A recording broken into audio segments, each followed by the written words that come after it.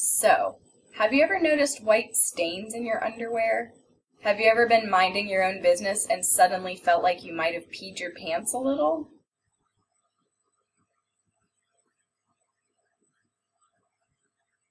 Have you ever wiped after using the bathroom and noticed that things down there kind of feel like a slip and slide? I promise, there's a reason I'm asking embarrassing questions. If you've ever experienced any of these things, what you were likely noticing is something called cervical fluid, which is the topic of today's video. What's cervical fluid and why the heck should I care about it?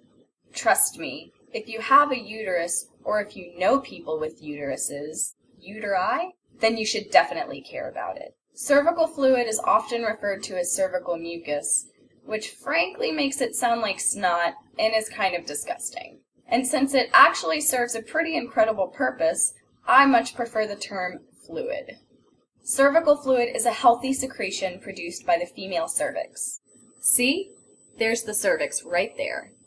This fluid is produced in response to increasing estrogen levels around the time of ovulation, and its purpose is to help sperm reach the egg. Its color and wetness both change as ovulation approaches. Increasing estrogen levels increases the water content of cervical fluid, making it very stretchy and slippery as ovulation approaches. It also becomes progressively more suitable for sperm survival. Putting sperm into a vagina with no cervical fluid is kind of like pouring water on the Wicked Witch of the West. I'm melting! With training, cervical fluid observations can be combined with observations of basal body temperature or your waking temperature and be used as a very effective form of natural birth control. I personally use natural birth control, and I'll discuss it more in an upcoming video. But please, for the love of not being pregnant, do not assume that you can just figure out this whole natural birth control thing on your own, because that's a really great way to end up pregnant. If you're on the pill or using another form of hormonal birth control, you won't notice these normal cervical fluid changes.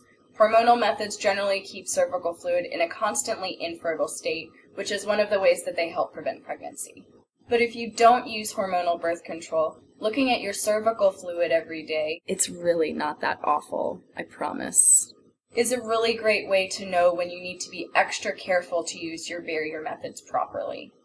It's also a great way to know if you have an infection or if there's something abnormal going on. Why is it green?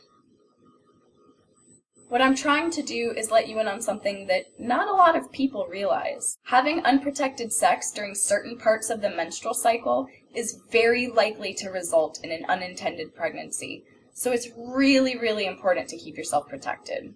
I'm not saying that it's okay not to use condoms if you think you don't see any cervical fluid, because it's not okay. Seriously, y'all, use freaking condoms.